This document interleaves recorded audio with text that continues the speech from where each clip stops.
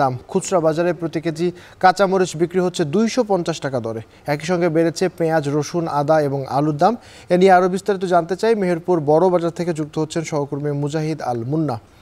মুন্না, হঠাৎ করে কাঁচা বাজারে বিশেষ করে নিত্যপণ্য যেগুলো আর কি আপনি পেঁয়াজ, রসুন এবং মরিচের দাম বেড়েছে, মানে বাজারে সরবরাহ কেমন আছে এবং বিক্রেতারা কি বলছেন এই দাম বাড়ার কারণ নিয়ে?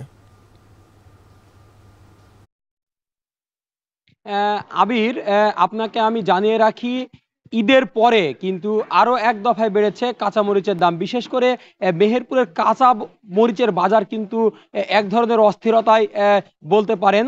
কারণ গত এক মাসে আমি যদি বলি আপনার 5 থেকে 6 দফায় কিন্তু বেড়েছে। গত এক মাস আগে যে কাঁচামরিচের দাম ছিল 100 টাকার নিচে, সেটা 120, 150 করতে করতে ঈদের পরে আজকের বাজার কিন্তু 250 টাকাতে ঠেকেছে। ঈদের আগেও কিন্তু এই বাজারটা ছিল 200 টাকা বা 220 টাকা। আমি কয়েকজন ব্যবসায়ীর সাথে কথা বলেছি, কাঁচা মরিচের সরবরাহ কম থাকায় কিন্তু প্রতিদিনই দাম বাড়ছে এবং এই দামটা কিন্তু আরো বাড়ার সম্ভাবনার কথা জানিয়েছেন ব্যবসায়ীরা। এছাড়াও আমি যদি বলি আপনার মশলা জাতীয় অন্য যে সমস্ত সবজি, প্রতি কেজি পেঁয়াজ বিক্রি হচ্ছে 80 থেকে 90 টাকা, যেটি ঈদের আগেও ছিল 70 থেকে 80 টাকা।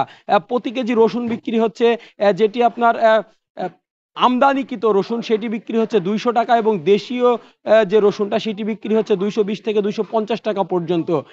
আদা কিন্তু গত এক বছরের মধ্যে সর্বোচ্চ দাম এই মুহূর্তে মেহেরপুরের বাজার রয়েছে। প্রতি কেজি আদা খুচরা বিক্রি হচ্ছে 350 থেকে কোথাও কোথাও 400 টাকা পর্যন্ত বিক্রি হচ্ছে। এছাড়াও আমি যদি আপনাকে বলি, কিছু কিছু সবজির দাম কিন্তু ঊর্ধ্বমুখী, আবার কিছু কিছু সবজির দাম কিন্তু নিম্নমুখীও রয়েছে। আমি খোঁজ নিয়ে দেখেছি, যেমন আপনাকে জানিয়ে রাখি, প্রতি কেজি কচু বিক্রি হচ্ছে 100 টাকা, প্রতি কেজি নাজনের ডাঁটা বিক্রি হচ্ছে 120 থেকে 150 টাকা, আবার বেগুন বিক্রি হচ্ছে 50 থেকে 60 টাকা। কিন্তু কিছুটা কম, যেমন লাল শাক বিক্রি হচ্ছে 30 টাকায়, সাদা শাক 30 টাকায়। এমন আপনার কিছু কিছু সবজির দাম ঊর্ধ্বমুখী, আবার কিছু কিছু নিম্নমুখী। আবির, এই ছিল আমার কাছে সবজি এবং রসুন পেঁয়াজের সর্বশেষ পরিস্থিতি। মেহেরপুরে দফায় দফায় বেড়েছে কাঁচা মরিচের দাম এবং একই সাথে পেঁয়াজ, রসুন সহ নিত্যপণ্যের দামও বেড়েছে, সেই খবর জানছিলাম।